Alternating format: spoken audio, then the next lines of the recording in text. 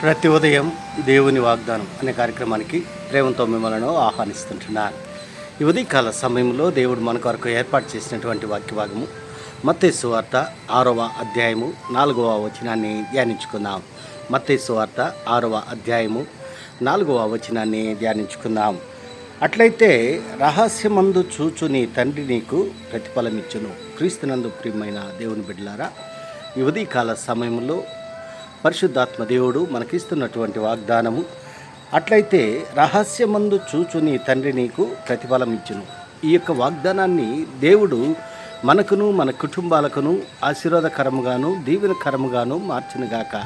ఈ యొక్క మాటల్లోనే ఆత్మీయ సత్యాలను ఆత్మీయ అర్థాలను మనం గమనించినట్లయితే, ప్రభువైన యేసుక్రీస్తు ఆయన పరిచర్య కాలంలో మరి శిష్యులను ఏర్పాటు చేసుకొని శిష్యులను పిలుచుకొని ఆ శిష్యులకు ప్రభు యొక్క ప్రార్థనను మరి బోధిస్తూ ఉంటున్నాడు, వివరిస్తూ ఉంటున్నాడు.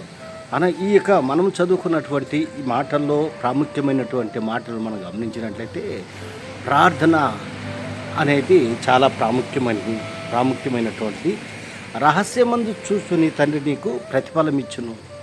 మరి శిష్యులు వారు దేవుని ఎరగనటువంటి వారు, మరి జ్ఞానము లేనటువంటి వారు, వారు చేపలు పట్టేటువంటి జాలర్లుగా ఉంటున్నారు. అటువంటి వారిని దేవుడు ఎన్నిక చేసుకొని వారికి మరి అనేక విషయాలను బోధిస్తూ ఉంటున్నాడు.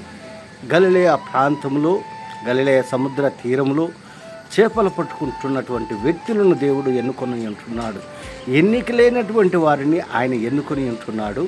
మరి వారికి మరి ప్రభు ప్రార్థన యొక్క విశిష్టతను, ఏ విధంగా ప్రార్థించాలి, ఏ విధంగా మరి ఉండాలి అని అనేక విషయాలను వారికి బోధిస్తూ ఉంటున్నాడు. అందుకే ఇక్కడ మనం గమనించినట్లయితే, మనుషులకు కనబడాలని వారి ఎదుట మీ నీతి కార్యములు చేయకుండా జాగ్రత్త పడు, లేని ఎడల పరలోకమందున మీ తండ్రి వద్ద మీరు ఫలం పొందుదురు.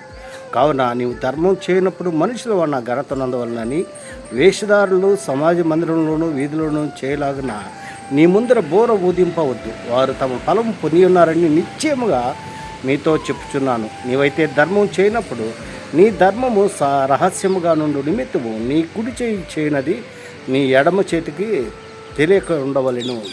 మరి ఇక్కడ రెండు రకములైనటువంటి మనుషుల యొక్క స్వభావాలను మనం చూస్తుంటున్నాం. కొంతమంది మరి సహాయం చేస్తూ ఉంటారు. ఆ సహాయము అది వారికి మాత్రమే మరి తెలిసేలాగా. కొందరు మరి అందరికీ తెలియనట్లుగా, అందరూ చూడాలని, అందరి యొక్క ఘనత పొందాలని మరి దాన ధర్మాలు చేస్తూ ఉంటున్నారు. అటువంటి సమాజంలో మనము బ్రతుకుతూ ఉంటున్నాము. ఈ లోకంలో మనం చూస్తూ ఉంటున్నాము.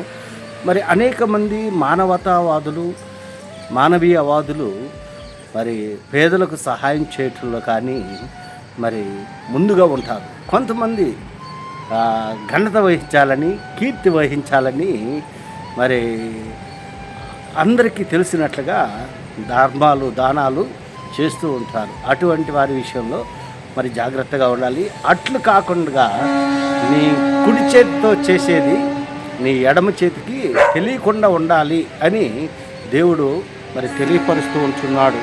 మరి రహస్యమందు చూచుచున్నటువంటి దేవుడు ఆయనకి మరుగైనది ఏదీ లేదు. ఆయనకి సమస్తము సాధ్యము. ఆయన చూచుచున్నటువంటి దేవుడు. ఒకవేళ నువ్వు అనుకోవచ్చు, నన్ను ఎవరు చూడలేదు అని నువ్వు అనుకోవచ్చు, కానీ ఆయన రహస్యమందు చూస్తున్నటువంటి దేవుడు. నీ క్రియలను నేను ఎరుగుదును అని దేవుడు వాగ్దానం చేస్తూ ఉంటున్నాడు. నీ తలంపులను, నీ ఉద్దేశాలను ఆయన ఎరిగి ఉంటున్నాడు. ఎందుకనగా ఆయన సర్వము నెరిగినటువంటి సర్వాధికారిగా ఉంటున్నాడు. సర్వాన్ని సృష్టించినటువంటి సర్వ సృష్టికర్తగా ఆయన ఉంటున్నాడు. క్రీస్తు ప్రియమైన దేవుని బిడ్డలారా, ఈ ఉదయకాల సమయంలో ఈ మాటలు వింటున్నటువంటి నీవు నేను మరి మనల్ని చూస్తున్నటువంటి దేవుడు, ఆయన చూసేటువంటి దేవుడుగా ఉంటున్నాడు. మన క్రియలను దేవుని యొద్ద కనపరుచుకోవాలి. దేవుని యొద్ద భయభక్తులు కలిగి ఆయన త్రోవల్లో నడిచేటువంటి వారిగా ఉండాలని ఈ కొద్ది మాటల ద్వారా నేను హెచ్చరిక చేస్తుంటున్నాను. దేవుడి యొక్క మాటలను మరెక్కువగా మీకును మీ కుటుంబాలకును ఆశీర్వాదకరముగాను దీవెనకరముగాను మార్చినగాక. ఆమేన్.